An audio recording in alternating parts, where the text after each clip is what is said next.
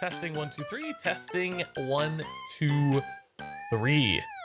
Hello and welcome to the first ever episode of the Legends podcast, where you get to meet the stars of video games and esports. My name is Regis, and if you don't know me, I'm basically a video game dude. I play video games on the internet, and people watch me do it. And that's a super weird job, I'll admit. But throughout this job, I get to meet a lot of cool people in the video game and esports world, professional gamers, casters, celebrity personalities in the space. And I thought you guys might like to get to meet those people too. Since I have a little bit of extra access to some of the coolest people on the planet, I thought, hey, let's talk to them and get a behind the scenes look at both them personally, but also the esports and video game world. So you might learn a little bit about what makes everything tick, but also perhaps get some tips and tricks on entering this crazy space yourself. So you might be wondering, who on earth could be special enough to launch a podcast like this? Well, I thought it'd be good to kick things off with one of my very best friends in gaming, and that's why I've brought on Cora, also known as Songbird. She's not only a competitive video game player at this point, but also one of the most recognizable voices in the game of Hearthstone, which I'm sure most of you will know Hearthstone, but if you don't, it's one of the most popular games in the world today. Now, we're going to talk about some really interesting things, like how she got into the role she's in today, where she's paid to talk about video games, what it's like to be a woman in esports, and what it's like to be at the bleeding edge of competition in esports as well. She has a lot of interesting takes and some really cool moments to share as well. So before we jump into the discussion, I just wanted to mention this episode is brought to you by Ridge Wallet, which we'll learn more about in the break. But for now, let's go ahead and meet Cora. All right, folks, I'm here with Cora, also known as Songbird. So Cora, thanks for joining me, of course. And in case anybody's not familiar with you and what you do in the world of gaming, Cora, why don't you enlighten us? What is your job? What is it you do? So first off, thank you for having me here, Regis. No problem. I'm very excited to be the first guest on your show. That's really awesome. I'm happy to have you. So my name, like you said, is Cora Georgiou, and I am an esports commentator and host. So basically that means that primarily I commentate Hearthstone tournaments. Occasionally you will see me stage hosting for various events. But most of the time, I'm behind the desk calling the action during matches in a Hearthstone tournament. I also do a little bit of Pokemon here and there, and right now I'm actually going to be packing after this to leave for Australia tomorrow for a Pokemon tournament. That's awesome. So when you say, I mean, a lot of people who are listening are going to know what this means, casting a Hearthstone event. But some of the people out there listening might not actually know what exactly that entails. So, I mean, if you had to describe to say you encounter a 75-year-old grandma on the street and she says, "Oh, honey, what do you do for a living?" How do you like tone that down to an audience that doesn't really know what esports is or what it means to cast a Hearthstone event? How do you explain that to people? So I usually start by saying it's a lot like poker commentary, or like football play-by-play. I try to give them something to be able to relate it to. So it's like calling the action during a football match or during a poker game. And Hearthstone is a card game that's entirely played online. I'm sure your viewers probably know this. But I usually just tell people it's based off of World of Warcraft because a lot more people know what World of Warcraft is than know obviously what Hearthstone is. So I try to go down that route, and then they generally understand. And then they usually say, "Oh, are you on TV?" And then I go with, kind of. Kind of on TV. Maybe. And then I don't want to go down that route. Yeah, maybe one day if things go well in the esports world, you will be on TV. Actually, you were featured in some ESPN stuff. I think that was mostly online, but that was so cool to see you interviewed by ESPN. Like, I was like, wow, Cora's made it big time. That's incredible. That went right on Facebook. We were bragging to all the people I went to high school with. Oh, perfect. Of course. That's great. Oh, man. So that said, when it comes to your family and your friends and all these people in your life pre-esports, pre-Hearthstone, like, how do they react to you now being sort of internet famous? Is that something they accept and understand, or do they still kind of come to terms with it? I mean, for a lot of them, I don't think a lot of them understand what it means, because it's a very small niche that I'm involved in, the Hearthstone and Pokemon tournament gaming communities are not very mainstream, to say the least. So my brother plays competitive Hearthstone as well. He certainly understands it. His friends think it's cool, but they don't really care all that much. I'm still just their friend's older sister.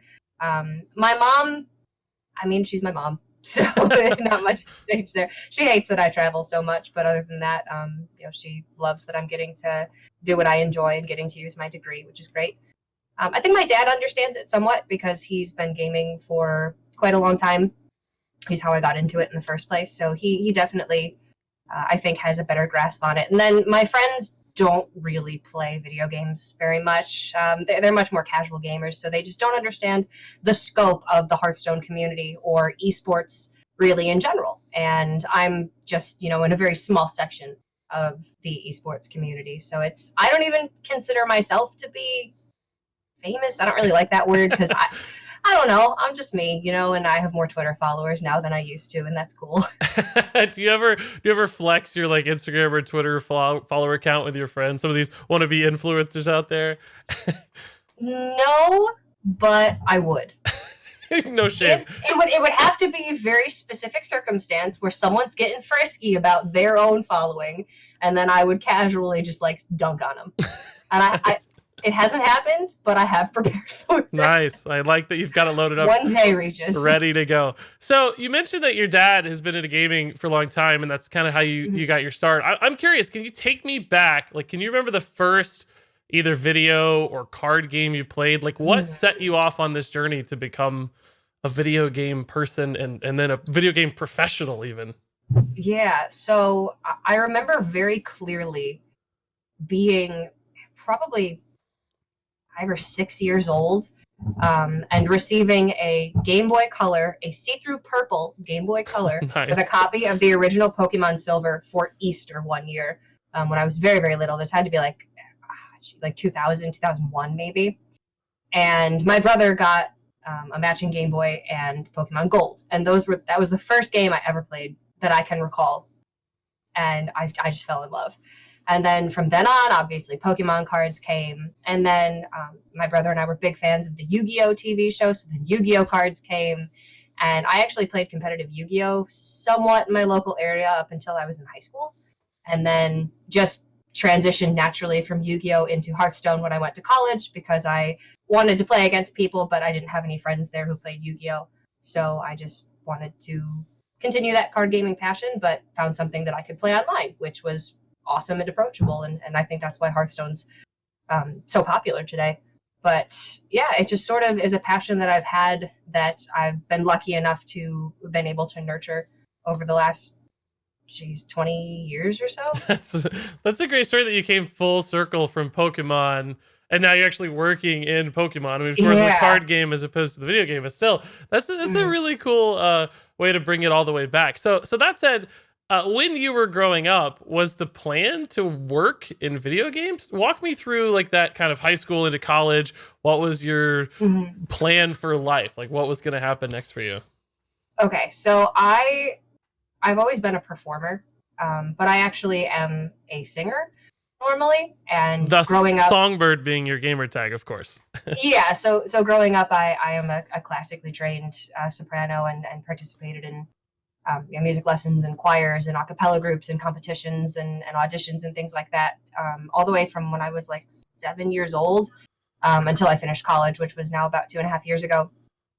And coming out of high school, I wanted to pursue music. I actually ideally would have taken a year off from college to just sort of figure things out, maybe to do open mics and cut a demo or something. I didn't really know. I didn't really know what I wanted. I knew that ideally, music was what I was passionate about. And video games were always just a hobby. You know, in college, I wasn't the kind of person, I went to a very small private college. So like we didn't have frats or sororities. We didn't really have a party scene or anything like that. And I tend to be as social and, you know, as outgoing as I appear on camera. I'm actually rather introverted. If I get to choose how to spend my own time, you know, I love staying inside. I love reading. I love television and video games, obviously. So I didn't have the opportunity to get crazy in college. So I just played a lot of video games because it was, what I was doing with my time other than school. So I ended up going to college for a broadcast degree because in high school, I obviously performed with music, but also I really enjoyed public speaking. Probably because I enjoy reading so much. I was always the kid who would never volunteer to read out loud in class, but I knew that if somebody picked me to read out loud, I was going to freaking kill it every time. I was like, I'm so ready. I'm not going to try hard here, and I'm not going to volunteer because it'll make me look stupid, but if they pick me, I'm going to kill it. And then I started doing speech as a result because I love competition so much. I think that comes from the gaming. I love competition so much, and I wanted some way to sort of feed that passion alongside music. So I started doing competitive public speaking. Ooh. And I did that all throughout high school, which is basically every Saturday I would get on a bus at 6:30 in the morning and go to a different high school and spend the entire day just giving speeches. Wow. And I loved it. And it's so many people's worst nightmare, and I just loved it. I had so much fun with it. So I figured, you know what, going into college, I need to get a degree. It's not realistic for me to pursue music right now. It's not realistic for me to get a degree in music. If I want to do this when I graduate, I can do it. But for now, I am going to get a degree in broadcast communication because I'm good at it, and it's something that feasibly I could see myself being happy doing for the rest of my life. So I very much went to college to be practical, not necessarily because I was super passionate about something and, I wanted to go to this college forever. I was rather indifferent, honestly, about studying further. But I did go. I ended up loving it. Graduated with my bachelor's in broadcast communication a couple of years back. But my junior year is when I started getting somewhat competitive with Hearthstone.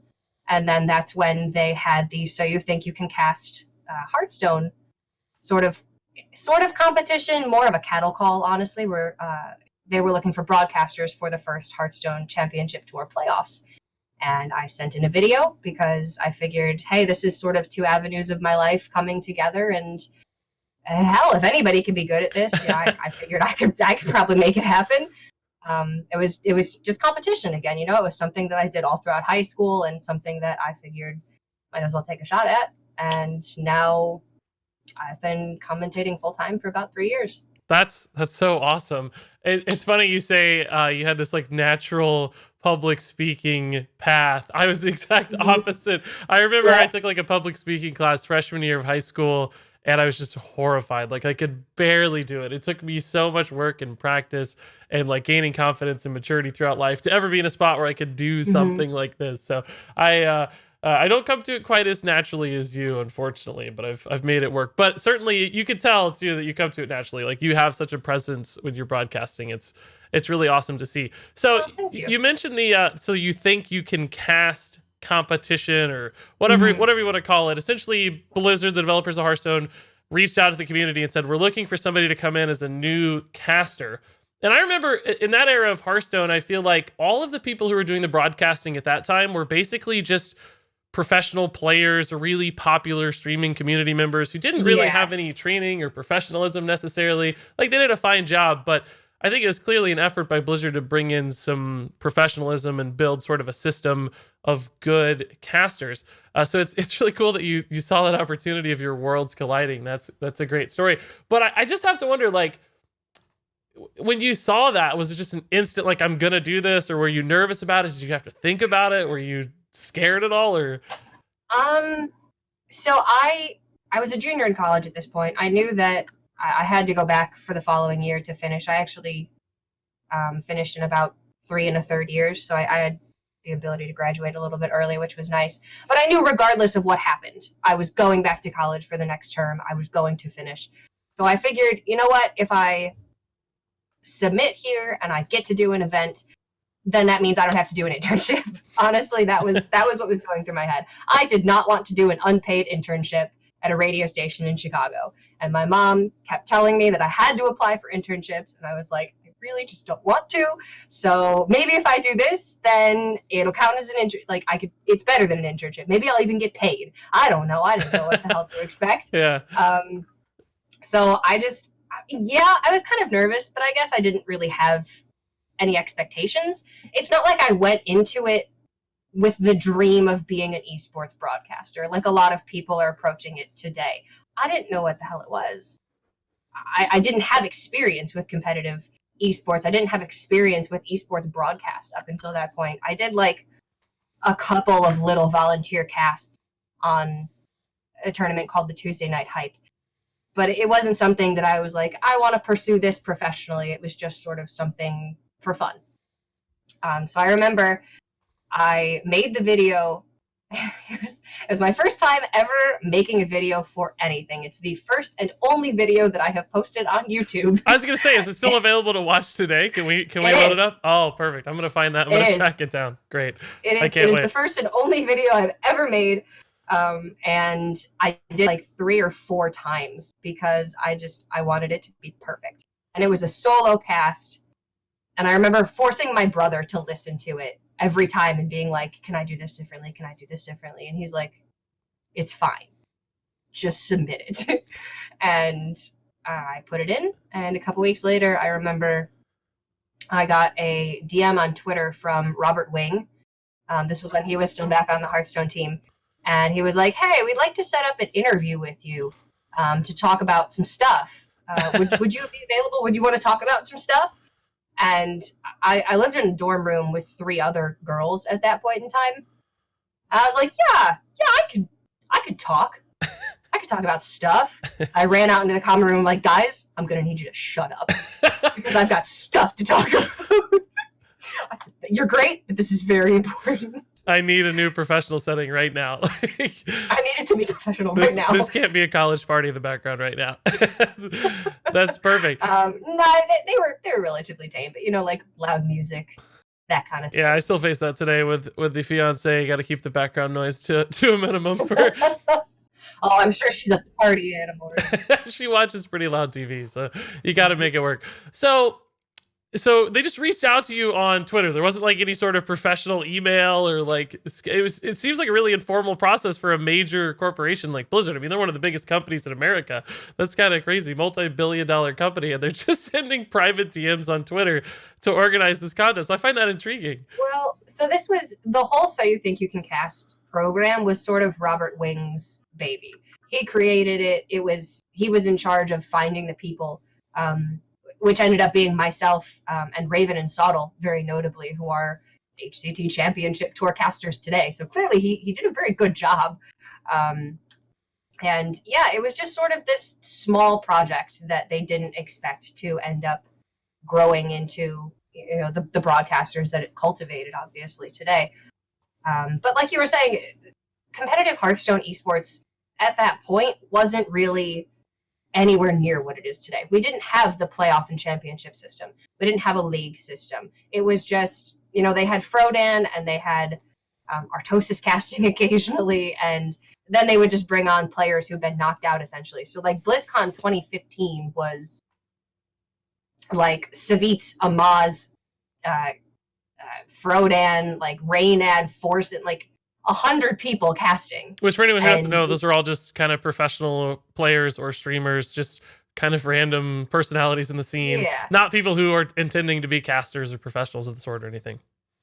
Yeah, exactly. Because then the playoff system didn't start until 2016.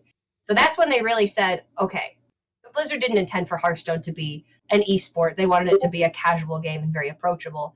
But it became so popular and people wanted it to be an esport so badly that they sort of buckled down and transitioned from this really casual atmosphere to something that was much more professional, which is why they put out that program in the first place, to try and find dedicated broadcasters instead of players who would cast occasionally.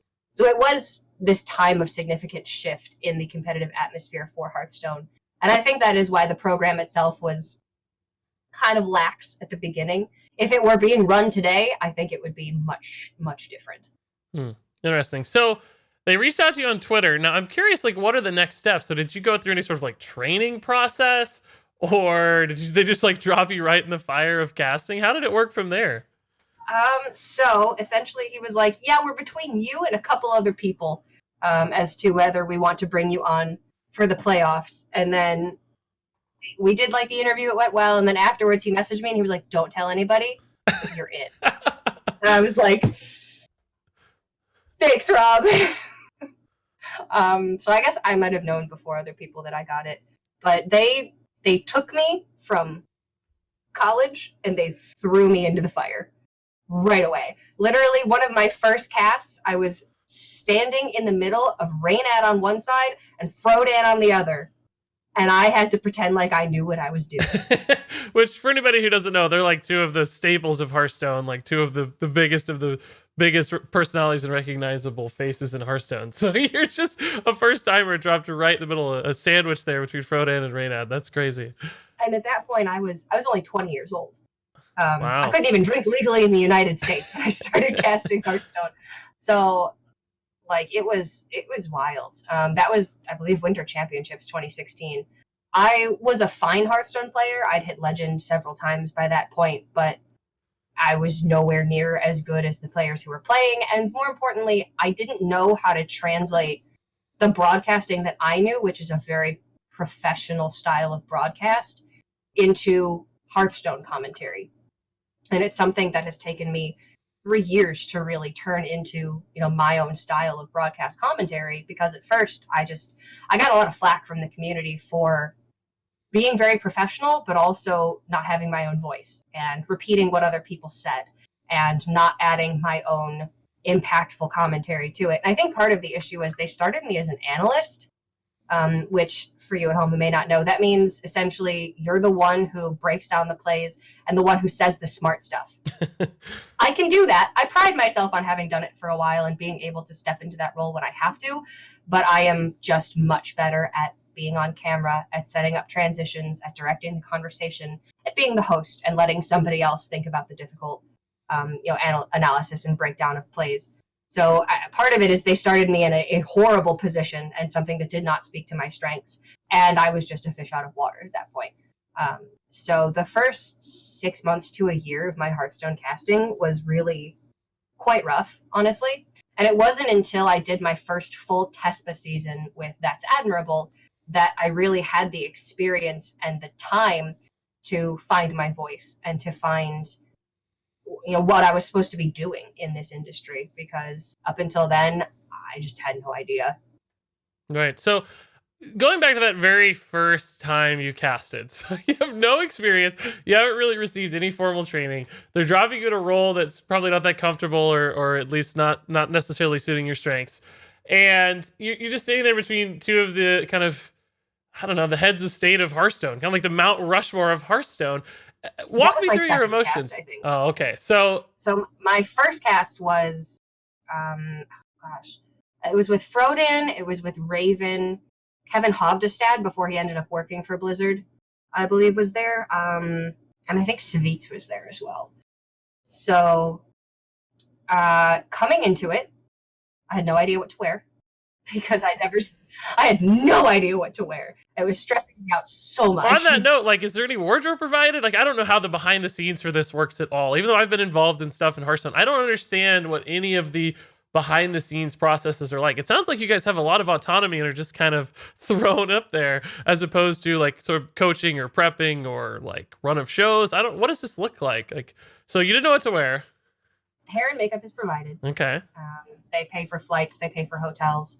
They treat us well for sure, but it was sort of, I remember like the weeks before I went out there, I was like, hey Rob, what am I supposed to wear? And he was like, you watch any League of Legends? I'm like, no.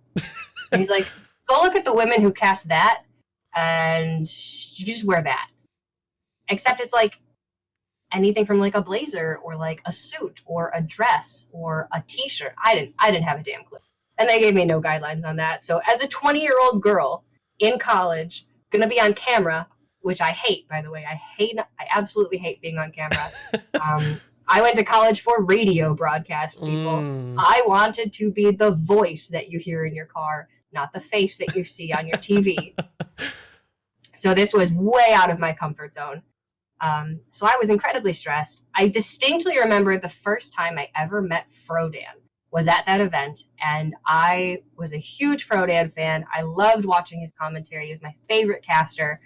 And he walked into the studio the second I was walking out of the bathroom, and my hands were wet. And he went to shake my hand, and my hand was wet. Oh no, he probably And thought that it will was. haunt me until I die. Yeah, he had to think you were just nervous and a little sweaty, but that's okay. Like I wasn't Frodan's the sweaty. nicest guy in the world. I think he'll totally understand. It So will haunt me until I die. that's a good like first time story though. That's good. So when you said earlier that you got into the analyst role, when you're working alongside a caster, like Mhm. before you go on, do you guys discuss sort of the back and forth? Because to me, it seems like when you're working with someone, like when do you talk? Who talks first? Like how do you initiate that sort of chemistry or back and forth? To me, that feels like something that needs to be structured, but I don't know that it is, and I suspect you guys just build sort of a rapport together. But walk me through that. It's something that takes time to get really, really good at, and that's within like a specific pairing. Just because every caster has their own, personal flair, has their own personal style. For instance, TJ and Admirable are much jokier, much more casual than, say, Kibler is. Kibler's a little bit more professional, a little bit more strict with his commentary, whereas TJ and Admirable just like to mess around a little bit.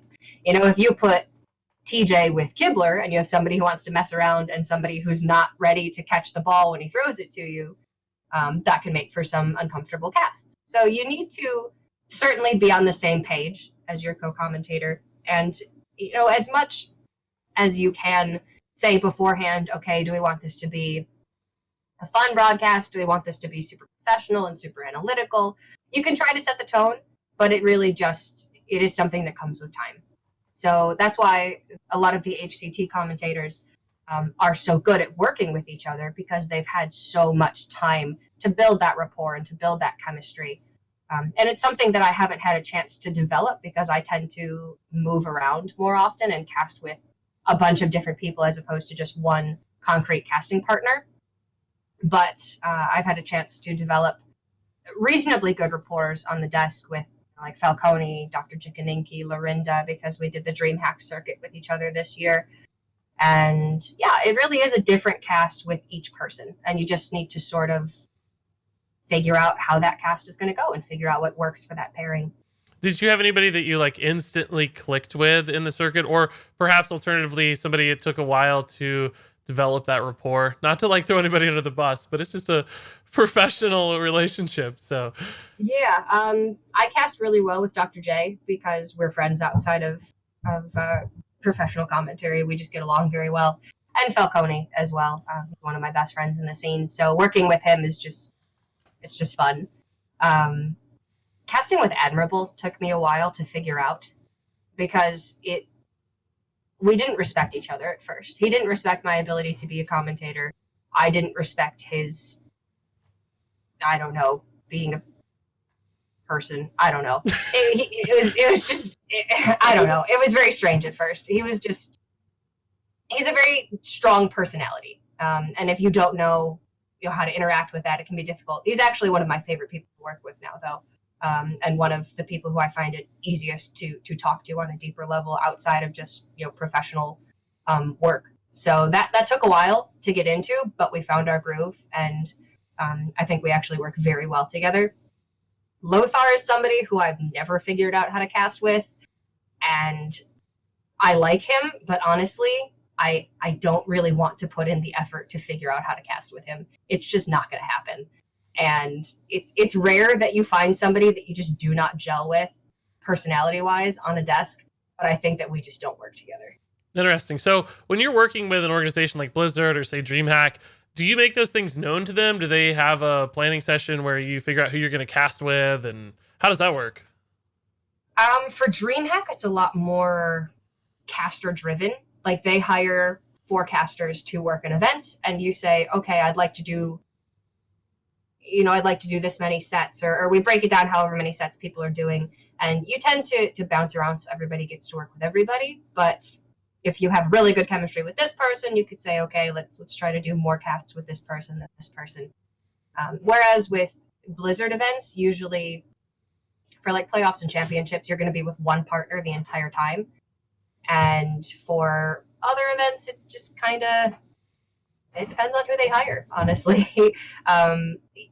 you can make it known that you prefer to cast with some people over other people, but depends on who's available, depends on who they hire. And as an independent contractor, you don't want to ever make it seem like you're difficult to work with. It's a good strategy. I like that. Yeah. You don't want to hurt your chances of being hired for an event, because there's very little stability in my career. There's very little to fall back on. We don't get benefits, we don't get insurance, we don't have severance and things like that. It's just, you work when you get hired and you don't work when you don't get hired. So you want to try and maximize those chances of getting hired. And if that means being able to work with everybody, then you got to work with everybody. Right. Interesting. So that said, how is the competitiveness between all the different casters? Because there are quite a few casters in the Hearthstone scene, and you certainly don't all work every job. So is there this competitiveness to try to earn a job? I mean, it seems like could be people left out pretty often. Yeah, there absolutely, in some certain circumstances, are too many mouths to feed. So in the last couple of years, it's emerged where for Hearthstone commentary, there's tier 1, and there's tier 2, and there's tier 3. I tend to fall into the tier 1.5, tier 2 area of things, where I've been able to work enough to have it be my full-time job for the last several years. But a lot of that is because, I'm 23 years old and I still live with my parents and I don't pay rent, and I on my mother's insurance. I'm very lucky to be able to do this full-time right now, but it's also something that cannot continue forever. The tier 1 commentators are your HCT level broadcasters, people who are, making a good living, I would assume. I don't know the breakdown for everybody, but they're the ones who are just highest on the totem pole. Tier 2s are like Dream Hacks, a lot of third-party events, more so than Blizzard events. And then tier 3 are going to be your very situational commentators. Like when tier 2 is busy, tier 3 will get called up, but it sort of goes in that pecking order. And yeah, there's a lot of competition to try and move up. It's not a typical workplace where, you put in your years and you grow and somebody else moves up above you, so then you automatically move up. You get a raise, you get, an office, things like that. That's not necessarily it. It's pretty much entirely merit-based. And if you're not getting better, if you're not growing, if you're not making connections, then you will remain stagnant.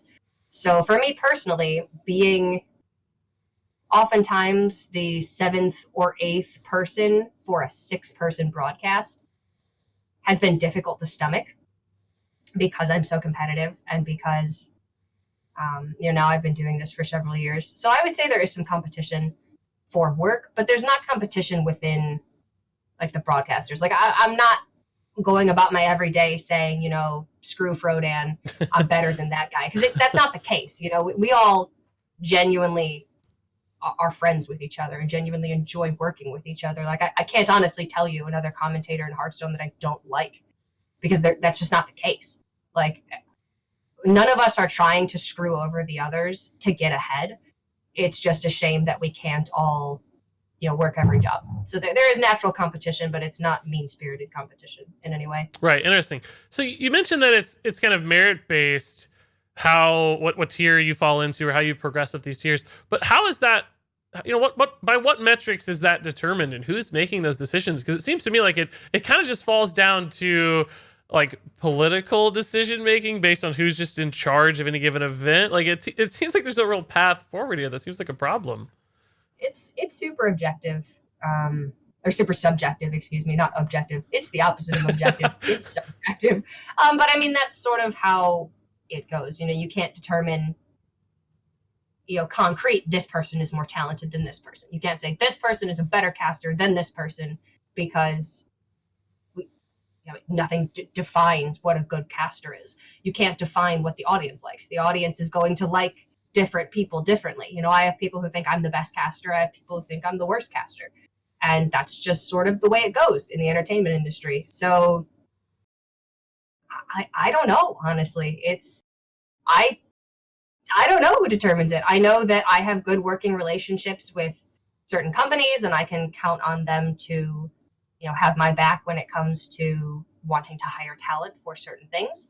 And then for others, I'm probably lower on the totem pole, and that's just the way it is. It's weird. It really is weird. It's not a job for everybody, because a lot of the time you don't know where you stand in relation to other people, and that can be really stressful. So I think it's a good general warning that how difficult the esports environment can still be. It's still in its infancy. A lot of things are developing and growing. It doesn't look or reflect a normal job marketplace right now. It's it's a very scary battle royale sort of situation. So do you think audience reaction or audience feedback helps drive some of those decisions? Because really one of the only visible points for that with esports broadcasting is the famed Twitch chat, which, if anyone's unfamiliar with what that means, essentially all of the people watching are able to leave comments on any given broadcast, and often Twitch chat can be a rather unruly,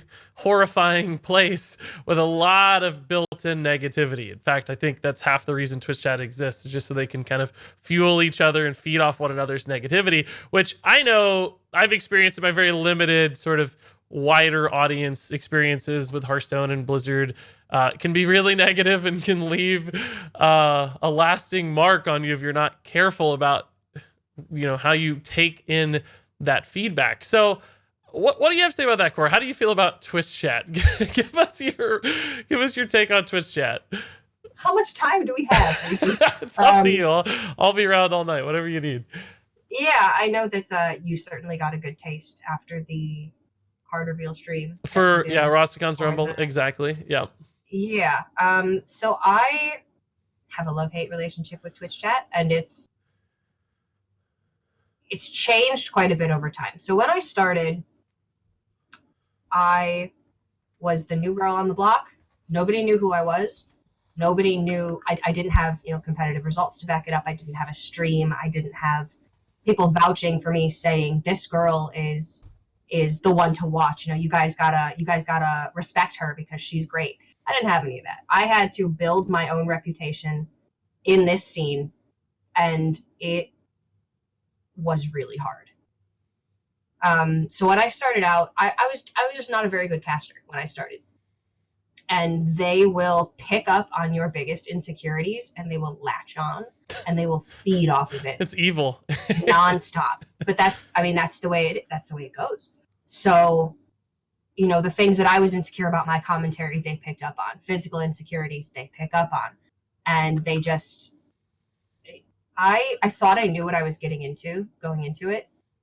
And I've always thought of myself as being a very confident person, as being somebody who's very capable. And I just did not have any idea what it was going to be like. That first year and a half, 2 years was really hard for me. And I distinctly remember I was on a plane coming home from, I think, a TESPA broadcast that I was doing with That's Admirable. And at some point in the broadcast, we missed lethal. Oh, shucks. It happens. It happens to players. It happens to casters. It's a fact of Hearthstone. We're going to make mistakes. So both Admirable and I missed lethal on that broadcast, and somebody posted a Reddit thread calling me out specifically for missing lethal. Did not mention Admirable, even though he was on the broadcast with me. It was a 2-person broadcast. We both missed lethal. They called me out. And it devolved into a horrible witch hunt about, the only reason that I have my job is I'm a diversity hire. It's because I'm a woman. I'm not a good Hearthstone player. I don't deserve to be there. And just these horrible things, like not recognizing any of the merit that I had being there. The fact that on paper, I have a degree in this industry, the others don't. The fact that I had a lot of experience that the others didn't. It didn't matter. And I just remember sitting there in my window seat, sobbing as we were taking off, because I was reading that Reddit thread. And when I got off the plane, I had a Facebook message from the guy who made the Reddit thread, because he couldn't think of any way else to contact me. He found me on Facebook. He messaged me directly, apologizing, saying that he'd taken down the thread because it got so bad. Wow. Well, First off, I'm sorry you had to experience that. That's just absolutely unbelievable. People forget the like humanity and the people behind the screen. Yeah. They think you're like this untouchable entity because you're the one on camera. They forget that you actually are a person behind all Yeah. of that. That's he created a Reddit thread specifically to trash you. Got out of hand according to his standards. So he sent you a Facebook message, tracked you down Yes. specifically. I mean, honestly, I guess good on him for kind of reaching out and trying to resolve the situation. It's a shame he helped create it in the first place. Like you said, ignoring 50% of the That's so casting that's duo. I mean, a lot of what Hearthstone Reddit used to be was just people calling out other people when they make mistakes to try and get karma for it. So like I got that. Every caster who missed lethal would have a thread about it at some point. But it did not usually devolve into such a sexist diatribe. And that's what really got to me. Because at the end of the day, I knew I was qualified to be there. I was growing. I was becoming a better caster. And it wasn't just me who made the mistake. So like that sticks out to me as being the worst experience I've ever had with the hive mind when it comes to Hearthstone. But I mean, if you look at a Hearthstone Twitch chat, when I'm casting, chances are you're going to see people spamming OPOP. Chances are you're going to see people saying some not so nice things about my appearance or about the way that I speak or about the words that I say. But you're also going to see people who, say very nice things and who are huge fans of my work and who are big fans of the fact that I'm furthering women in Hearthstone specifically and women in Hearthstone commentary. So I've had it from all different ends of the spectrum. And I think over the last year in particular, the community has come to respect me quite a bit more. Like I've worked through the hardships and I've come out on the other side somewhat to the point where a lot more people know who I am. A lot more people have seen me work consistently and realize that I'm not going anywhere at this point, and they've started to respect me for it. So unfortunately, it is sort of that trial by fire when it comes to esports. You need to prove yourself, and they are going to make damn sure that it's not easy to do it. But it has gotten better for me over time. And I've just grown a thicker skin. You have to survive. But I mean, seriously, good on you for pushing through it for 2 years essentially to finally get to this point where the tide is starting to turn a little bit and some respect is there. Now, you mentioned sort of sexist diatribes. I find that such an intriguing topic, and it's pretty unfortunate because the first time I saw you casting, I remember my instinct was not, oh, she's a diversity hire, or oh, she's only here because she's a woman, which I think a lot of people unfortunately have that initial reaction. My instinct was actually the opposite. I thought, oh, she must be really good to have made it this far as a woman in casting, and just because I think that it's stacked against you. I think I'm not someone who typically takes stances or political sort of opinions at all on stream or my public persona. It's hard to in our job, but you don't want to alienate me. Exactly. But I actually thought it was like an accomplishment or an achievement, and that actually made me, I guess, look more fondly upon you. I thought, and frankly, it was very quickly proven to be the truth because like you just had an aura of professionalism that I felt like Hearthstone casting hadn't had up to that point.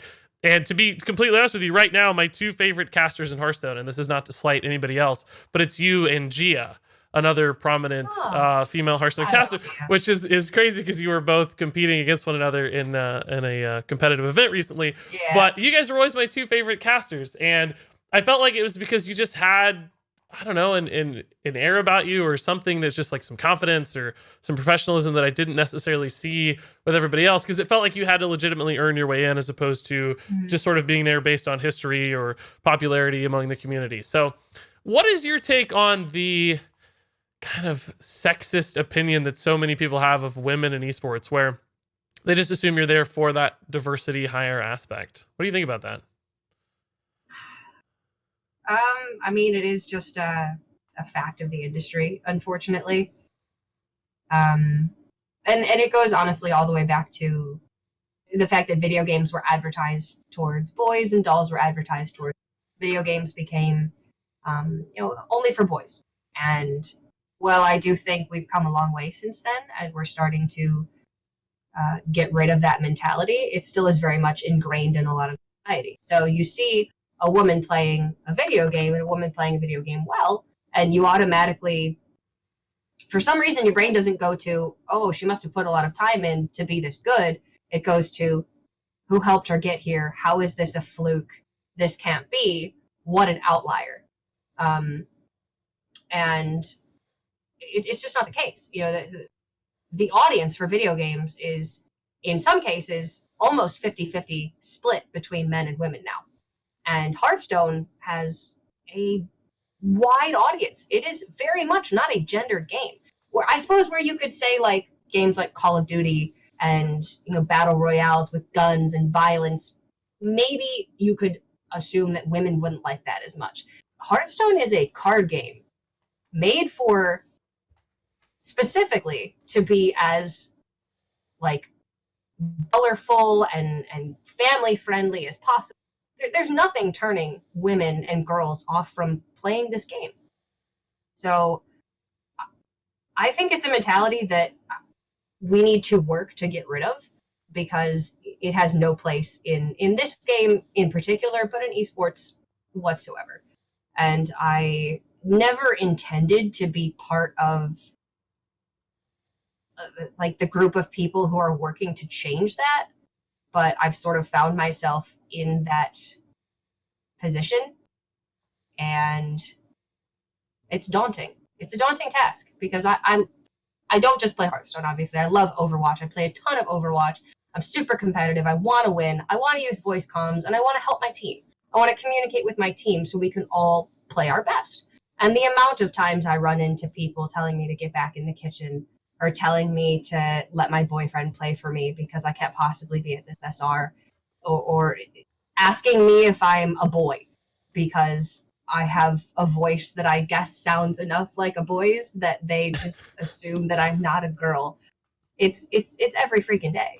It's unbelievable, really. That's crazy. I mean, and little do they know, like you're a professional in the gaming world. Like your accomplishments and achievements, both competitively in gaming, but also just as a career, outshine 99.9% of the gaming world. So that is that's just so crazy to me. I just can't begin to understand that perspective.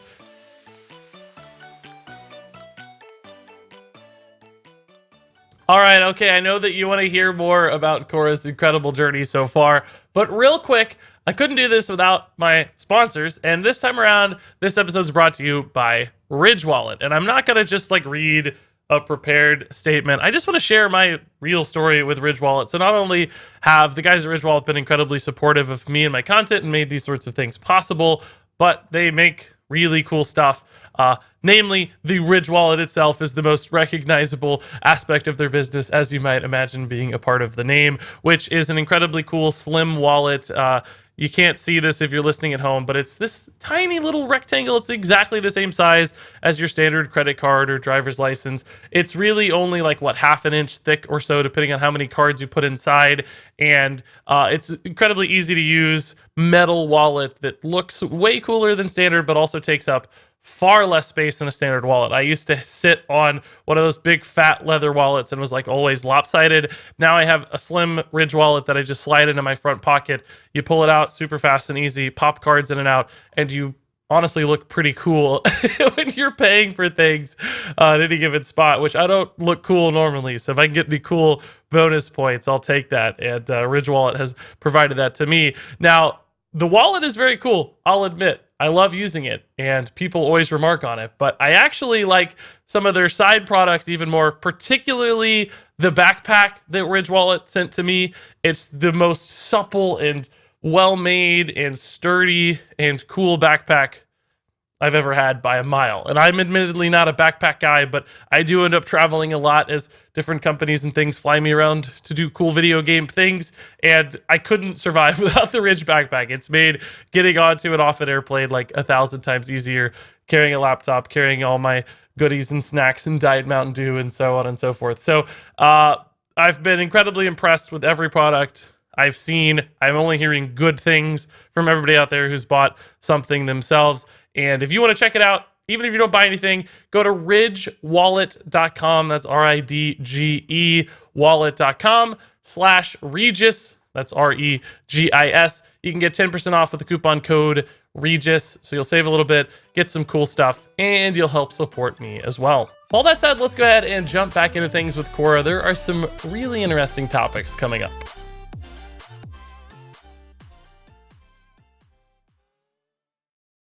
So, to put it very frankly, do you think being a woman has been more advantageous to your career or disadvantageous? That's actually a really good question. I do think it both helps and hurts. Certainly, as the most prominent female Hearthstone caster in the United States, at least, I think it's been very beneficial at times. I think if companies have wanted to hire, if they want to have diversity on the desk, you have a lot of white men, and then you have Frodan, and then you have me. So I think that maybe has helped. I don't know for sure, but I imagine it has worked in my benefit at times. But also I think it has hurt me in the way that it's very difficult for people to give me the benefit of the doubt. And even though I've been doing this for several years, I have people who simply do not like me because I am a woman, and they don't like hearing women commentating. They don't like hearing women speaking in a position of power or in a position of expertise, because for some reason it makes them uncomfortable. And I think that's just kind of the way that some people were raised and the way that some people were taught to perceive the world. And that actively works against me. So I don't know. It's hurt. It's helped. I think it also certainly helps that I am, I'm young. I am educated. I am from a middle-class family. Like I have been very fortunate to have the ability to give myself these opportunities and to put myself in a position where I can even, be at this point in my life right now. And for a lot of other people, it simply wouldn't be possible. So I'm very fortunate, and actively every day trying to work to just remove the stigma that is surrounding women in gaming and in professional positions, I guess, everywhere. It's not just gaming, it's business. It's pretty much every industry where a woman could possibly be above men in a position of prominence and power, you're going to have these problems. Yeah, it's a mature, well thought out perspective and answer. So to carry on this theme, you recently participated in an event called WSOE, which, if I'm not mistaken, is it the World Series of Esports? What does the WS stand for? What Showdown of Esports? Showdown of Esports. That's what it is. That's right. So WSOE, and this particular edition of WSOE was a women-only competitive Hearthstone event. So I think it was 16 female competitors. Is that correct? 16 were brought in to play one another in a standard Hearthstone tournament. But unfortunately, I think a lot of community members, and not a majority, but a fair number of community members, were critical of the fact that it was a women-only event because, of course, all other Hearthstone events are also open to female competitors, just as equally as they are to male competitors. So some people thought it was an unnecessary, thing to offer female-only competitors. Now, what do you think about that? Is that sort of event necessary? Did they have a point at all, or not? I absolutely think they do. I want to start off by saying, yes, every Hearthstone event is technically co-ed. That does not mean that you're going to see women in every Hearthstone event. And what a lot of the community doesn't seem to understand is that invitational tournaments happen all the time. And the majority of those invitational tournaments, all of the invites or 99% of the invites are men. And the one time that you have a tournament that only invites women, you get this uproar. It's a great point. Even though it's one out of God knows how many invite tournaments happen in a year, one of them only invites women, and suddenly you have this hypocrisy appearing in the community, where why can't men be in this tournament? Why do women need their own tournament? Well, it's to build confidence.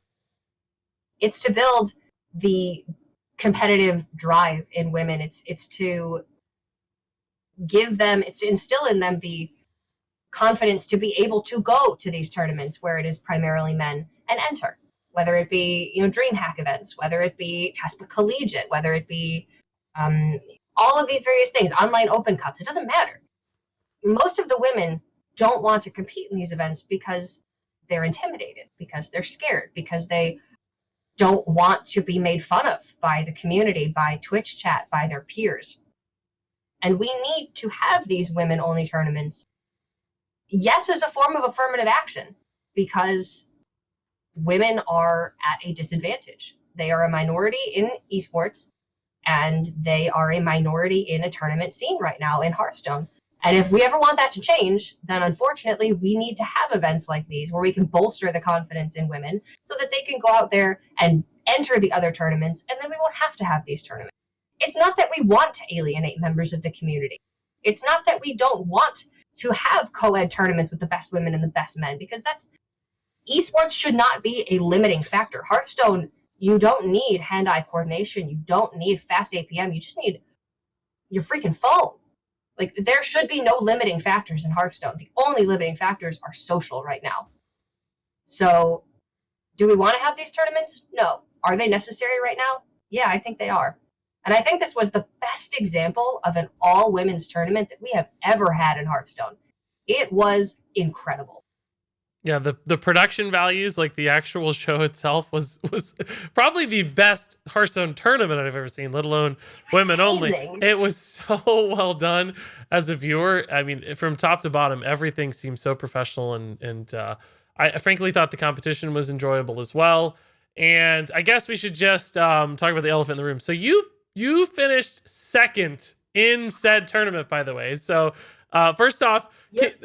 I'm going to say congratulations, because that's actually a really big achievement. Like, second place is fantastic. I mean, you were competing against professional Hearthstone players, people who focus on competitive Hearthstone, and you came in as a caster along with Gia, who is also a caster, more in the like Southeast Asia scene, if I'm not mistaken, but not so much NA, but North America, that is. But you guys actually both made it to the grand finals as the two casters, despite competing against many other competitive players. And I have to say, I'm gonna toot my own horn a little bit here, because I've complimented you a fair bit. I actually predicted this. I said on stream famously, look out for the casters. I think people are underrating them. I think they're much better at Hearthstone than people realize, and that's because you live and breathe Hearthstone on cast. Like, you guys have to know matchups and deck lineups and all of these aspects of competitive Hearthstone that most people who are only competing in the game normally on ladder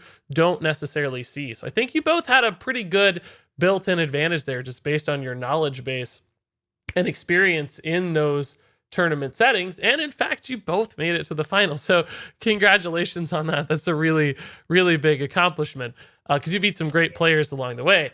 So that said, I want to talk about one key moment in the grand finals, and you know where this is going. And it was a bit of a maybe a sad moment, defining moment. Thought about it a lot. A defining moment for sure in the tournament, at least.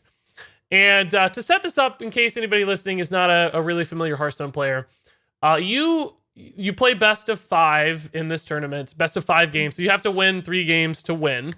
And you had already won twice, and you were going to almost win your 3rd game. You were in a very dominant position, very close to the end of the game. I'm not going to belabor all the individual cards and board states, but needless to say, it looked like you were going to win. It looked like you had it locked up. And in fact, I'm going to reveal something here.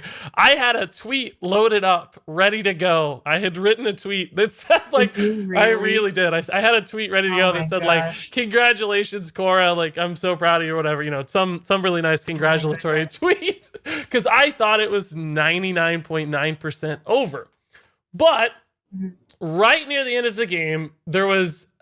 I'm not going to call it a misplay or a mistake, because I really don't think it was, but it was a a decision that you made in the game that probably won you the game 97% of the time. Like, it was easy and obvious, and it looked like a sure thing. Like, I think you just kind of saw it and you played it and you said, that's good enough to win. I'm in a really favored position. But unfortunately, it left this tiny window open for your opponent, Gia, to find one exact counterplay that brought her back into the game and enabled her to win. And unfortunately, that's exactly what happened. She took advantage of this line of play. And you did have an alternative play, which I think the casting team identified with. I had two or three other things I could have done that there. were maybe slightly better, that increased your odds from like 97 to 98 or 99%. So I know there's a lot of setup, but I want to hear like what's going through your head in that moment. Because I thought you'd won. You probably were thinking the same thing. And I've never been in a competitive setting or scene like that. So walk me through that experience. Like, what are you feeling right then? Okay, so let me start by saying, coming into this tournament, I had never competed at a LAN Hearthstone event ever before. This was my first one. Coming into it, I actually agree with what you were saying. I think that as a caster, I had more experience and better preparation than almost everybody else there, except for Teebs and Edelweiss, I would say. I think that they are far better players than I am, and they were much more experienced than I was.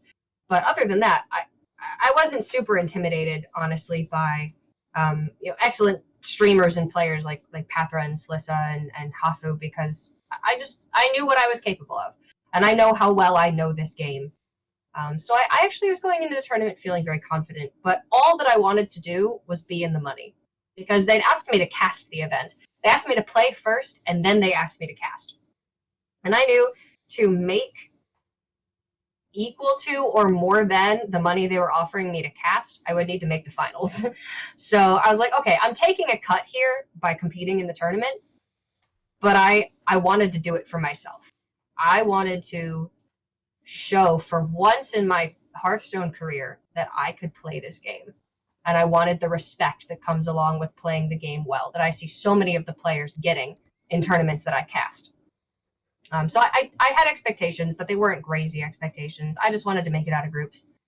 And by the time that I was in the finals, I played the second semifinal. So I played my semifinal. I got up to use the bathroom after I beat Patra, after a couple of crazy games where, not to toot my own horn, I played out of my mind.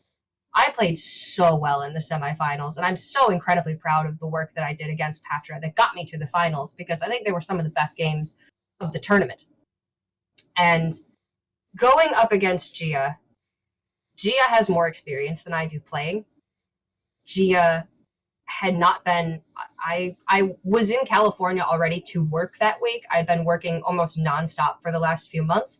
Didn't have a ton of time to play the game outside of casting, so Gia probably just had more experience in the meta, more time to prep than I did. And so I knew I was at a disadvantage. We did the bans very quickly. I didn't have time to really look at her lineup, and after bans, I was again at a disadvantage. So I went into that series assuming, shoot, I made it this far, but I'm probably not going to win this. On paper, I'm not favored. And then in game 2, I ended up winning what was probably a 30% matchup for me. It was not a game that I expected to win. And after winning that, it wasn't even that I was like, oh man, I could win this series. My brain just shut off. It was freezing in that building. I was hungry. I hadn't eaten all day. I was exhausted. I was like, the amount of adrenaline and like blood rushing, and it just, I don't honestly know what happened. My brain shut off. And it's something that Edelweiss, another competitor in the tournament, experienced as well. And she had no idea why it happened. And it wasn't until after the finals that I could articulate it to her, and she was like, this happened to me as well. And it actually apparently is a very real, like, mental issue that can happen for people who find themselves in advantageous positions where they never thought they would be. And it is, what people refer to as choking, sort of. But it is there's a whole bout of other factors that come into it. And I don't want to like justify my mistakes at all, because I was in a position where I could have won, and had I just taken my time and thought about it, I would have won. And I don't want to take anything away from Gia, because she's a phenomenal player and she deserved to win, and she played better than me in that series. I'm just giving my side of the thing, which is that I was unprepared and all of these things were going on inside my head. And going into the end of that game, it wasn't even that I was like, oh my God, I've won this game, I'm going to have to get up and I'm going to win this tournament. It was, I just wasn't even thinking.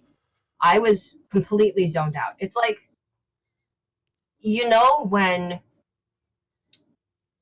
I don't know, like you drive on a long stretch of road for a while and you're inside your own head so much, like you're zoned out and you're driving, your body's doing it, but you're just on autopilot. That's sort of what I was doing. I was autopiloting at that point. And I at no point in time even stopped to count damage on the board. I didn't count damage on the board. I didn't consider what cards she could have in her hand. I didn't even think about it. And I think part of that is because I had headphones on, but I didn't have earbuds in. So I could hear the casters when they were getting very loud. And at one point in time, Gia played a card that draws her the rest of her deck, and they started screaming. And when she played that card and I heard them screaming, I thought that she'd drawn the Stone Cold Nuts, and it psyched me out. I think that's part of the reason. I just assumed that I'd lost the game already. Even though I ended up being in a position where I could win the game, it never even dawned on me that I could win the game, because I just always thought that I was losing. And I think that is inexperience. I think that is lack of preparation, and ultimately something that I had never felt that before. I'd never felt that way before. And it was really scary for me. And I'm not going to lie, after that series, I wasn't sad that I lost. In no way was I sad that I got second, because I get to take home $6,000. I played my heart out. I had an incredible time. I played against all these amazing women. It was one of the best experiences of my life. But I went away from that stage, and I just had to go back to my room, and I broke down, because not because I was sad about losing. Again, I was so disappointed in myself, and I was so disappointed that I got right at the finish line and I couldn't just step over it. And I was confused, and I didn't know what had happened. And it's taken me it's been like almost 2 months now, a little bit more than 2 months, to be able to really look at it very introspectively and look inside myself and be able to come to terms with what happened. I'm not mad that I made a mistake. It's just unfortunate that the first time that I made a mistake like that was when it really mattered so much.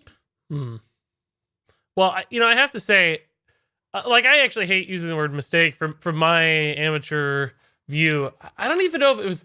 It was a mistake. It was a mistake, but it was kind of like, I made a couple mistakes. The analogy I made was, it's like, in a basketball game, you have like the star player, let's say Michael Jordan, LeBron James, whoever it is. It's like they went out and they scored like 60 points and carried the team on their back. And then it's like they missed a 3-pointer to win the game. And it's like, you can't hate on them for missing the 3 when they're the only reason they're there in the first place is because they just absolutely played so well along the way. And honestly, that's kind of what I did, because that was the only series I lost in the whole tournament. I won my group. I didn't lose a match until the finals. Gia lost a group she lost a match in her group.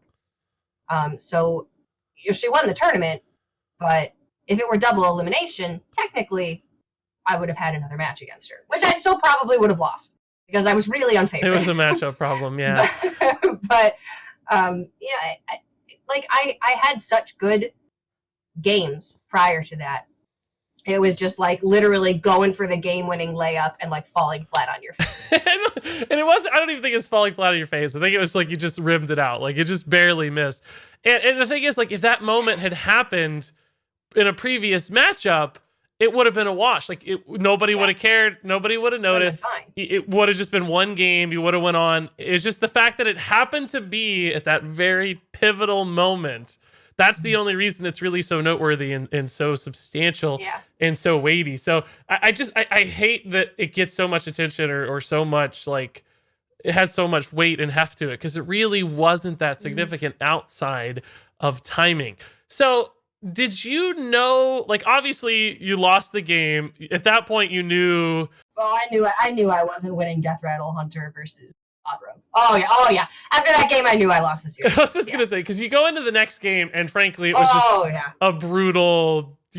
Nothing you could do. It wasn't your fault. Just matchup based that you didn't even have a chance. 100%. It ended in like literally a minute. It was so fast. Like it's just. I knew coming into that series, my mage would have to pretty much carry for me. I knew my mage was going to have to sweep. So yeah, going into that final game, I'm like, well, I lost. That last one, honestly, I don't even like think of as being part of the series. Sure, of course. It was just so quick. It did not matter. Now, did you know at the time when that game, I guess it was game 4, when that game ended, did you know that you had like made a mistake, or were you still thinking like that was just no chance? Like you knew I knew. Okay. You saw the alternative line essentially after it had happened. Like you're like, oh, wait a minute. Basically as soon as I played Jaina, I'm like, why didn't I just play Lich King? Right. Or why didn't I just play Baron Geddon and Voodoo Doll and clear the board? Right. And even if she had Leroy in hand, I don't think I was dead. Yeah, I knew. Okay, so it didn't because for me, sometimes, when it comes to a misplay, like sometimes it instantly clicks like, oh, I goofed. And then there are other instances where I'll be playing on stream, for instance, and it'll take me 5 minutes. I'll look over at Twitch chat and they'll be like, hey, Regis, remember 3 minutes ago? You forgot to do this. And I'm like, oh my God, and your mind is blown. So I didn't know which way it was for you. I mean, I think you're a good enough player that you recognize those instantly. So what were people's reactions after, like, you coming off the computer and you're like walking around to the casters and fellow competitors? Were people like being, kind of sympathetic or congratulatory? Like, how did that go? Congratulatory for the most part, but I mean, there is a big difference between getting first and getting second. There is indeed. There's a big difference. Yeah, let's just put it that way. There's not a whole lot of fanfare, and I wasn't in a state emotionally to stick around there for very long. I went to dinner with everybody afterwards once I was able to like get my stuff together, and then I was fine at that point. But yeah, I mean it is what it is. For what it's worth, and it may not be worth much, I was proud of you as a friend, someone I consider a friend in the Hearthstone scene. Very proud of you. I thought you played incredibly well, minus that one poorly timed issue. And frankly, I think you played as well as anybody else in the tournament, if not the best. And beyond that, you were the most fun to watch. Like, you seem to be having a grand time on camera. Like, your reactions were so good. Like, you made the experience in the show more entertaining, I thought, than and that's not to slight anybody else. They were all great, but I think you really made it a good experience. So there's a lot to take away from it, despite the maybe the lose at the end. I thought you still put on a great show. I know what I like to watch when I'm watching Hearthstone or when I'm casting Hearthstone, and as much as you want people to make the best plays, sometimes I just want to watch them have fun. Exactly. We're playing a game. That's my brand. And if it literally just takes writing Void Lord OP on a piece of paper and holding it up in front of the camera to make this giant impression on people, like, man, there's so much more that we could all do to like really entertain the community as players. But most of the players just don't think that way. I think that way because I'm in front of a camera and I'm used to performing. The others just don't think that way. So, and I was having fun with it. Like, I was winning. It was awesome. It was so much fun. And like I said, if I made it to the top 8 or if I made it to the top 4 and lost, I don't think I would have taken it as hard because it just wouldn't have mattered as much for me to make a mistake at that point. But for the most part, people have been very nice about it. And I do think that I played very well in that tournament. And I think that is something that makes it easier to stomach because I think that for the most part I played really, really well. My semifinal match against Patra was like, dang. I did some stuff in that series that I didn't know I knew how to do. And it was really awesome. So at the end of the day, I'm trying to focus on the positives, which is the fact that I just invoiced for $6,000 today. And when that shows up in my bank account, it's going to feel real good, and not the fact that it could have been a lot more money. Let's not think about that. Yeah, no not going to worries. think about that. But yeah, and then there's a very good chance that I get to go back and do it again next month. Oh, cool. Are possibly going to be hosting another one. So oh, spoiler alert. Awesome. I'll just bomb out early there and then not have to feel bad. It's going to be great. I think you'll do well. You're going to be so well prepared. So after that moment and after that event, I don't remember there being a lot of distinctly negative sentiment among the community, but I'm sure there were pockets of it. But my real question is not necessarily was there negative feedback, but after you come off something like that, or even after you come off a casting event, do you look for the negative feedback, or do you wait for it to find you? Like, do you go seek it out? It's a lot harder to find the feedback nowadays, honestly. Reddit doesn't have as much of a tournament following as it used to, so you're very rarely going to find feedback there. I will sometimes go back and watch my casts on Twitch and see what people are saying.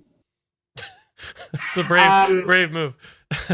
Yeah, only because most of the time it's relatively tame nowadays. I didn't used to. And I want constructive criticism. That's the hard thing. You want constructive criticism because I want to get better. I want to improve. I want to grow. If people are telling me that, this part of my commentary seems disingenuous, if this part of my commentary is hard to follow, I want to know these things so I can get better, because we're doing this for the community. This is a show that we want the community to watch and learn and grow with us.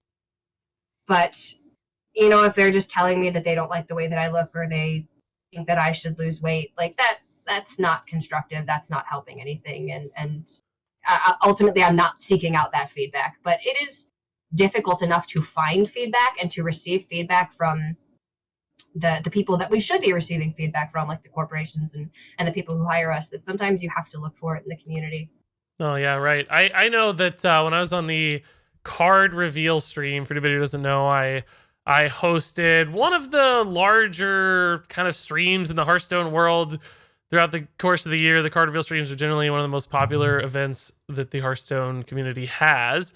And I know during it, I thought it was going so well, and I was really vibing with my co-host Peter, a Hearthstone developer, and feedback from Blizzard was great. All the team was like so congratulatory. They thought it went super well. And I was pretty happy with the result too. I was like really proud of myself. I was like 50,000 people watching, and I didn't feel nervous. And I was just like really having a good, genuine time with it. And it wasn't until like I'd already gone to lunch with the Blizzard team, and I finally got to the airport. Like they dropped me off at the airport, and I had like a minute to look at my phone for the first time. I think this actually reflects the experience you said you had in the window seat there of the plane. And I was like, oh my God, I went on Reddit. There's a hate thread on Reddit. My Discord was like coming to my defense. And I was like, oh my God, people thought it went poorly. And certainly not everybody did. And there was a ton of great feedback and a ton of people coming to my defense. It's one of those things where you can't make everybody happy. Some people are just not going to vibe with you, and they're not going to like your style or your approach. But I think that you and I actually have a lot of the same issues. Your problem is that you're not Ben Brode. It's true. And my problem is that I'm not like Seltzer or Anna Prosser or Smix. Right. I'm not the type of woman that a lot of the community are used to seeing doing this kind of thing. I'm a little bit thicker, and that's totally okay. And it's just that you and I both have these expectations that the community has set for us, and we're just not those people. Right. And I will give you a completely objective point of view. Regis, I thought you did a great job. Oh, thank you. It's very kind. I'm really proud of it still. Like, I thought I did great, frankly. Like, if I'm being truthful. I really enjoy your sense of humor. I enjoy your positivity. That's why I started watching your Twitch channel before we ever even met each other, before we ever even interacted with each other. It's because my brother watched your YouTube videos. He said, this guy's great. You should check him out. And I did. And I was happy that I did. Oh, thank you. Very kind. I really enjoy the commentary and the work that you do. So I thought it was great. If the people in a position of prominence liked you and they said you did well, ultimately that's all you got to focus on. Yeah, But no, I think you know, you got to make the people that matter happy. It's taken me a while to start to be able to come to terms with the fact that like we're just not going to be the people that the community wants us to be. You physically cannot be Ben Brode, no matter how much you may resemble him in certain ways. And I only think that's minor, to be frank. Like, and for anybody who doesn't know, Ben Brode is the former game director of Hearthstone, very prominent face in the Hearthstone scene, beloved figure. I happen to have a beard and glasses that look fairly reminiscent to Ben Brode. A little bit of a personality reflection, although frankly, nobody can be Ben Brode. And that's what Cora is explaining. That's a bit of a problem. People think I'm impersonating or Blizzard's trying to replace Ben Brode. I think that's a poor timing coincidence more than anything else. I think actually Ben and I would have been great together on stream, but that didn't actually work out. Maybe that would have relieved some of that pressure. But nonetheless, I know that I actually now really like seeking out and almost attacking negative feedback, and not attacking it in a sort of defensive way, but but more in a kind of an educational way. Kill them with kindness. Kill them with kindness, but also teaching people how to leave useful, constructed feedback. And I know it's probably a wasted effort because the kinds of people who are typically leaving useless, derogatory feedback probably don't have a lot of room to grow and offer the sorts of valuable feedback. But there are other eyeballs who see that and respond to that. And maybe somebody learns how to leave feedback. And what I mean by that is, instead of saying, oh, you're bad, I don't like you, saying things like, I didn't enjoy this broadcast because I felt like you didn't address these points, or you typically leave out some sort of angle of analysis, or whatever it is, something of merit and substance and weight, as opposed to just sort of blind hatred. So for me, that's something I'm starting to learn. And certainly over time, you do get a thicker skin and you build up these resistances, and you realize you're never going to make everybody happy. You're going to find your little pockets of people who appreciate you, other people who tolerate you, and those small few who probably hate you no matter what you do, just because you look like somebody that used to bully them or whatever it was, right? There's going to be some reason they just don't attach to you. So yeah, you're going to get the blind hatred. I certainly do, for a number of reasons. And a lot of them are reasons that I can't control. And you just kind of have to learn to tune it out as much as you can and build up your confidence level as much as you can, even though this industry certainly does test that every single day of your life. Yeah, esports is still growing up, and the audience is it's a younger audience. It skews younger. It skews male. I think there's just a lot of growing up and maturing that needs to happen. So to shift gears a little bit, and I don't want to take too much more of your time tonight, Cora, so a few final closing questions here. First off, what advice would you give to aspiring esports casters? Not that you're looking to create more competition for yourself, but I know there are some younger people out there who might see this as an opportunity. Competition is healthy. It can be good. So what advice would you give to people? Like, what do they need to know? What do they need to do? Well, for Hearthstone specifically, I actually get asked this quite frequently. I tell people who want to become Hearthstone commentators in particular, for other games, this may not be the case, but as it is with Hearthstone, you need to be very good at the game. You need to be incredibly competitive. You need to know the ins and the outs. You need to be an expert if you want to be a Hearthstone commentator. And that's because so much of Hearthstone commentary is analytical. There's so much downtime, and you're going to need to talk about all of the things that the players are doing and be able to explain them to the audience. If you don't understand why the players are doing something, you can't explain it to the audience, and then what's the point of you being there? Your job is to make this high-end content approachable to people who haven't seen it before, or who don't know as much as the players. So you need to be able to understand that. And for a lot of people, that's a big it's a big blocker. It's a big like gate that they can't open up because they just don't have the time, or they don't have the resources, the means to be that good at the game. And it's unfortunate, but you know what? You got to tough love sometimes. You need to be really, really, really good at Hearthstone to commentate it. And then from there, I think it's a matter of practice. Commentary is certainly something that can be learned, but you need to be comfortable speaking off the cuff, improv. You need to be comfortable and confident in front of a camera, working with other people, and that takes time. if you have the knowledge of the game and you want to start pursuing commentary, look into casting online cups.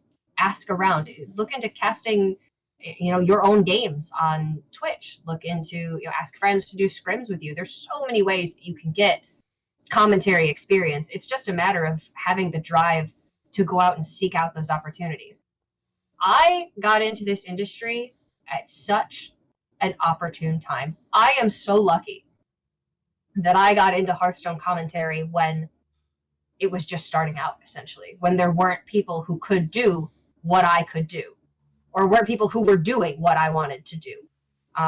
Whereas now it's a lot more competitive and there's a lot more people who want it, and you can certainly get there, but it is going to take a hell of a lot of work. So if you want it, work at it, and you can make it happen, but it is not going to be easy. Yeah, I think that's just good life advice in general. So many people just aren't willing to do things. Like, you have to go do things, practice, learn, get better, make something, create, and that's where opportunity comes from. I think it's so cool that you saw, like, I don't know, probably a blog post or YouTube video of that So You Think You Can Cast, and you said, you know what, I'm going to do it. I'm pulling the trigger. I'm making a video. I'm going to work on it. I'm going to make it good. And I mean, look at the trajectory your life has taken since that moment. That's so cool. Who knows where you'd be without that? But you had like the bravery and the grit and the wherewithal to just say, yep, I'm going to do it. And by God, it worked out because you had a good combination of opportunity and drive, and it lined up. And here you are. And it's so cool to see. Like, that's great. I love it. I mean, my life has taken a completely different path than I thought it would. I would almost certainly be working in radio in the Chicago market. I would be getting somebody coffee or be, a night DJ or doing some low end like news production. I would be living a completely different life right now. And it is just, what do they say? It's like when opportunity meets preparation, that's when you can find success. I had the preparation. I was able to see the opportunity. Would I be able to get where I am if I started today? I don't know. I don't honestly know. I don't know. You'd never know without trying, though. You have to try. Yeah, I don't know what it looks like to be an entry-level Hearthstone caster these days. I don't know if I could get there, but that doesn't mean that it's not possible. Well, it's not just Hearthstone, too, though. There are other games and other opportunities in this industry. Oh, yeah. Honestly, if you want to be a commentator, more than you just want to be a commentator for a specific game, find the newest game and play it till your eyeballs fall out and learn everything about it. Apex Legends just came out. That looks like it's going to be a hit. If you want to be a commentator, get on it, because it is so much easier when you are right at the door as it opens to get into a scene. Hearthstone is established. League is established. Dota is established. It's going to be really hard to break in there. But to break in somewhere new, that's going to be a lot easier. Yeah, now that's this is actually a question I hadn't planned here for my closing questions, but it's a good one. So for you, who has a career now as a Hearthstone broadcaster, and for me, in fact, too, who has a career as a sort of Hearthstone content creator, streamer, whatever you want to call me, I do think there's a finite lifespan for the game we play. Unlike traditional sports like football or basketball, if you become a football broadcaster, you kind of assume football's going to be around for the next 100 years. You don't really have to worry about your sport vanishing overnight. But as we saw specifically with the Heroes of the Storm scene, another Blizzard game recently, that esports scene just kind of vanished overnight. And although I think Hearthstone certainly has the opportunity to have a long, healthy lifespan as a card game, it has regular content releases, it's got precedence with things like Magic the Gathering, I'm not super worried that tomorrow Hearthstone will dry up. How do you see that as a long-term career challenge? Now, you have diversified into Pokemon, but is that your plan, is to shift games as you age? And who knows, right? So it's not something that I think about. It's not something that I try to think about too much. Mostly because I went into this assuming that I would be doing this forever.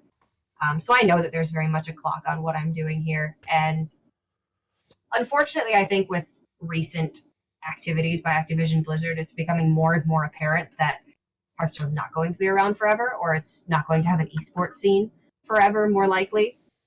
So part of the reason why I'm very happy I got my degree is because I'm prepared for when inevitably that happens. Pokemon is more of a hobby. Pokemon is something that I only do, a couple events a year for. It's a passion project of mine. It's not a career for me. Now, would I branch into content creation? Would I do something like you where I stream and have YouTube? I don't know. I don't love streaming enough, I think, to do it, 6 hours a day, 5 days a week forever. I think it would be very stressful. I don't know that I could handle, a career quite so volatile. If you take a day off, how many subs do you lose being so concerned with constantly being on? I don't know if it's my attitude very well. But I do think I would like to maybe pursue voice acting. Maybe voiceover work I really like. I do some voiceover work for playoffs and championships already. I could see myself maybe doing like audiobook recordings or voiceovers for games. Like I think the dream would be to be a voiceover actress in video games or television or something. Oh yeah, you do have a good voice. Like it's just got a smoothness to it. I wish I had a better voice. I feel like some people compliment my voice, but I feel like it's far from ideal. But you definitely have a nice, smooth, calming sort of voice. You're lucky there. Yeah. So that's awesome. I can't do other people's voices, but like I could do commercials. I don't know. Yeah. I could do this voice. Well, it is cool that you have that traditional education background. Like you got your degree. You are a broadcaster first in some ways and a Hearthstone person second. So it looks like you're poised to transition if you ever need to, which I think very smart on your part. And if I have to go into like production or something, or I could go work in a radio station. Like this has all been incredible experience. And ultimately one day I can put this all on a resume and use it to maybe find the new direction for my future. I'm just gonna ride this as long as I can. Incredible work and life experience. Like you're so ready to move forward. That's great. So that said, one question I had here is, and this is maybe a little bit high-minded, but what advice would you give yourself moving forward? So I asked you what advice would you give other people, but what advice would you give yourself? Like introspectively here, what would you tell future Cora? Like how do you get to future Cora? Jeez. I think that, and it's taken me a while to realize, I think, my own value and my own worth in this industry. And now that I've been doing this for several years, and I have some of the most experience of any Hearthstone commentator, I am starting to realize that maybe there's not as much room to move up in Hearthstone commentary as I initially thought there was. Maybe there's not enough movement for me. And I don't want to limit myself in any way. So, if I guess I would tell future Cora not to settle. Because I do feel like in certain ways I'm just stagnating at times, and I don't want to do that.